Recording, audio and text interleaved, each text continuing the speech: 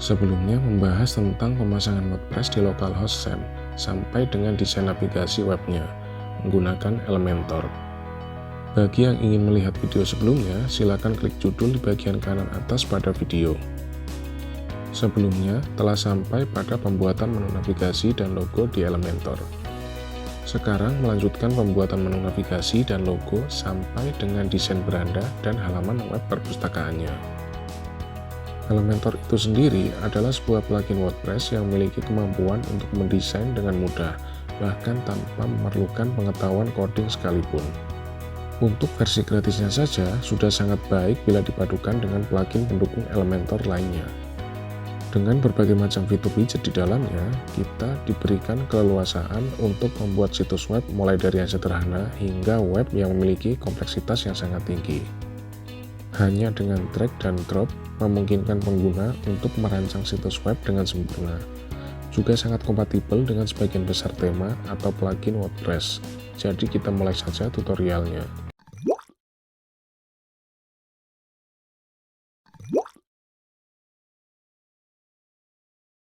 Kita masih berada di editor Elementor.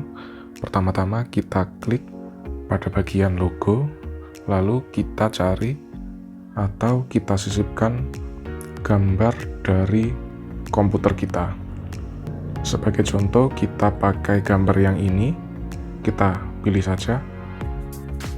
Setelah itu pada pengaturan gaya kita atur bagian lebar maksimumnya atau pengaturan lainnya.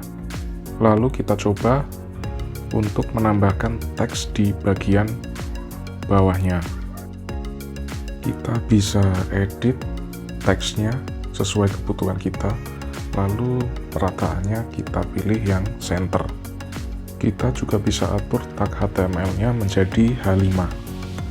Lalu pada gaya kita bisa pilih warna sesuai kebutuhan, contohnya kita pakai warna yang hitam. Nah, pada pengaturan lanjutan, kita bisa atur sesuai dengan apa yang kita kehendaki. Contohnya, kita memilih beberapa pengaturan yang di sini pada tata letak saya akan ubah lebarnya menjadi sebaris dan posisinya menjadi absolut. Atau teman-teman juga bisa mencoba-coba pengaturan lainnya sesuai dengan yang dikehendaki. Ketika kita pilih absolut, pada peletakannya kita diberikan kebebasan untuk mengatur posisi ke kondisi apapun.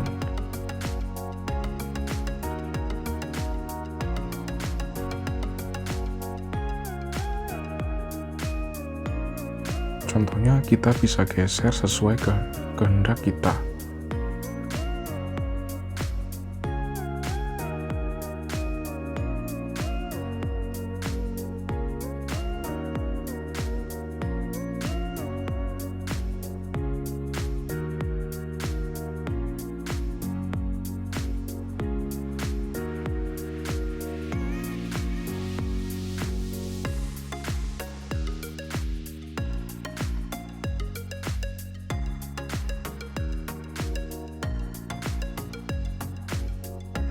Nah, mungkin kita harus atur lagi warna pada teksnya agar sesuai dengan logo yang sudah kita tentukan. Misalnya kita atur menjadi warna yang berwarna merah.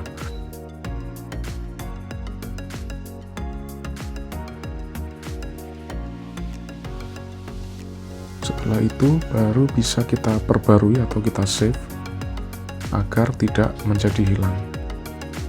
Setelah itu kita keluar dulu sementara dari editor Elementornya, lalu menuju ke plugin untuk menambah plugin yang dibutuhkan. Pada kolom pencarian kita ketik saja Elementor sampai kita ketemu plugin yang bernama Royal Elementor. Lalu klik install sekarang dan tunggu prosesnya hingga selesai.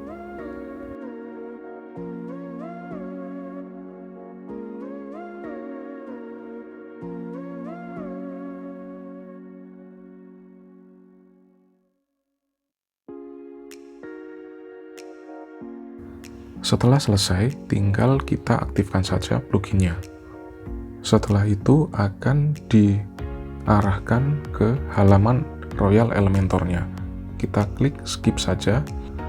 Nah, pada halaman Royal Elementor ini kita bisa atur settingan apa saja yang harus kita butuhkan, tergantung dari apa yang mau kita buat. Setelah itu mungkin kita butuh satu halaman lagi, atau bisa juga langsung masuk ke bagian halaman home yang tadi sudah kita buat sebelumnya.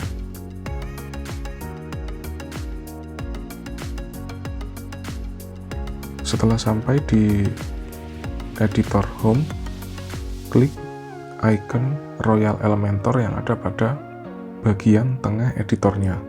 Di sini ada berbagai macam bagian-bagian untuk membangun sebuah tampilan website yang dinamis. Tinggal kita pilih kategori mana yang kita inginkan. Mungkin kita bisa pilih image grid yang ini.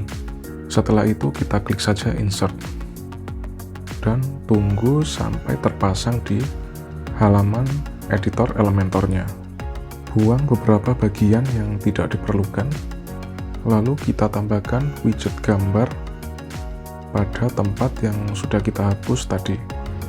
Kita pilih gambar yang sudah kita siapkan.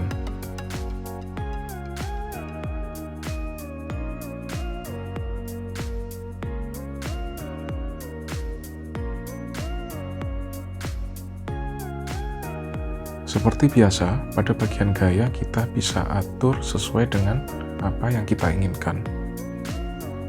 Misalnya lebar atau tinggi gambar itu sendiri, hingga memperoleh ukuran yang pas. Untuk teksnya kita juga harus namai sesuai dengan web apa yang akan kita bangun.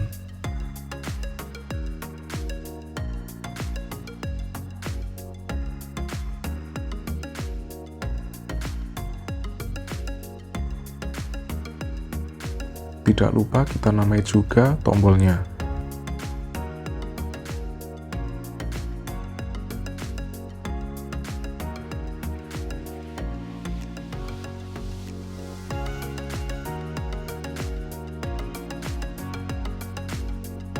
Setelah itu kita butuh widget grid, dan sebelumnya kita harus tambahkan dulu sectionnya di bawahnya.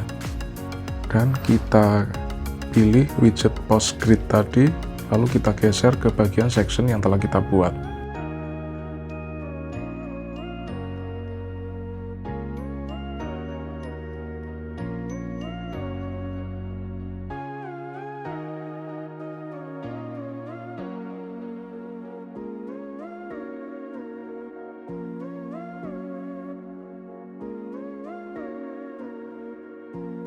Setelah itu kita harus buat lagi sectionnya di bawahnya saja untuk membuat sebuah bagian footer yang terbagi menjadi dua bagian.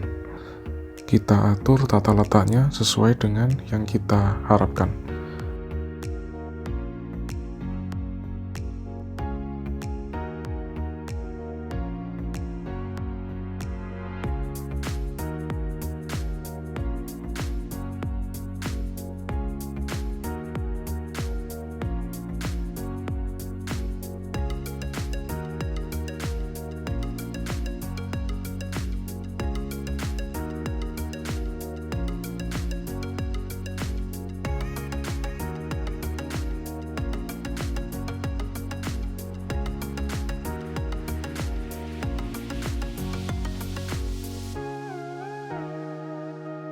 Lalu pada lebar kolomnya kita pilih lagi menjadi lebar penuh agar tampilan sectionnya menjadi full, sehingga ukuran dari widget yang akan kita pilih menjadi lebih maksimal.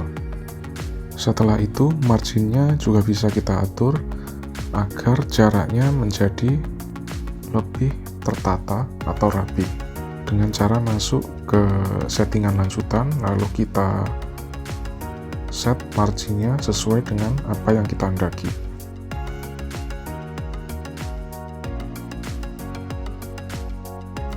Misalnya di sini diinputkan menjadi 50.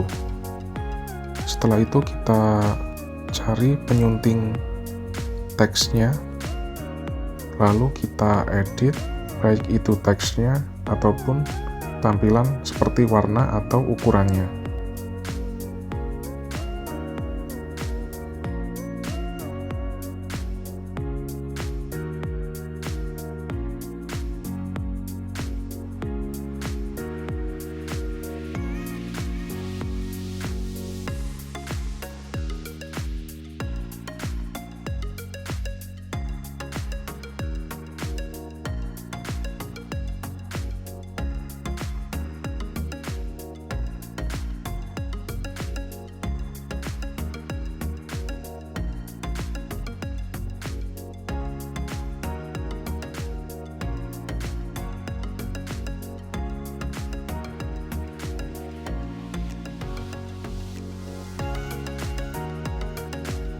Setelah selesai, kita cari lagi widget yang bernama daftar icon.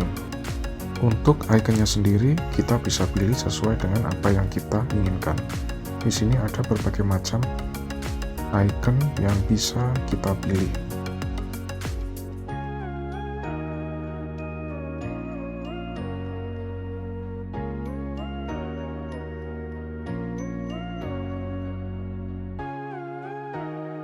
Misalnya kita pilih icon yang ini, lalu teksnya kita edit sesuai tema dari websitenya.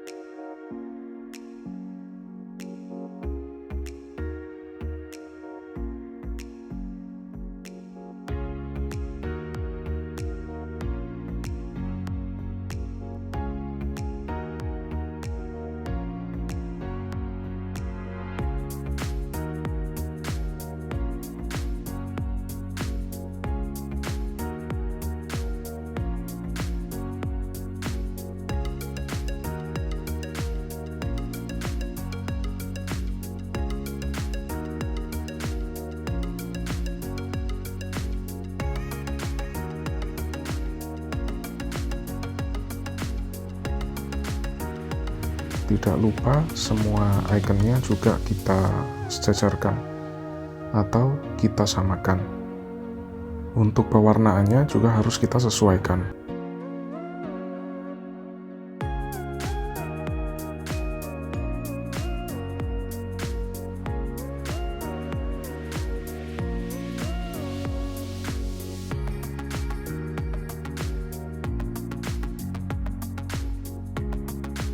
Nah, kurang lebih seperti inilah tampilan dari halaman utama website yang akan kita buat.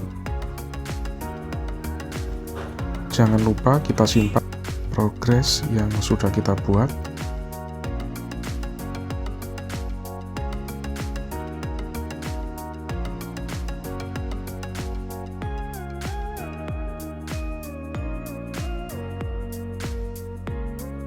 Lalu kita keluar dari editornya. Kita lihat pada bagian atau hasil dari yang kita edit pada bagian halaman depan website kita. Tampaknya masih belum ada perubahan ya teman-teman.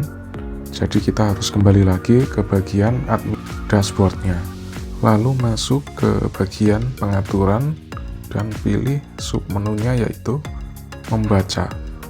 Pilih pada laman statis, pada beranda bisa kita pilih home, lalu kita simpan perubahannya. Kembali ke tampilan utama webnya, lalu kita refresh apakah ada perubahan. Nah, seperti ini ya teman-teman hasilnya. Halaman utama sudah berhasil dibuat.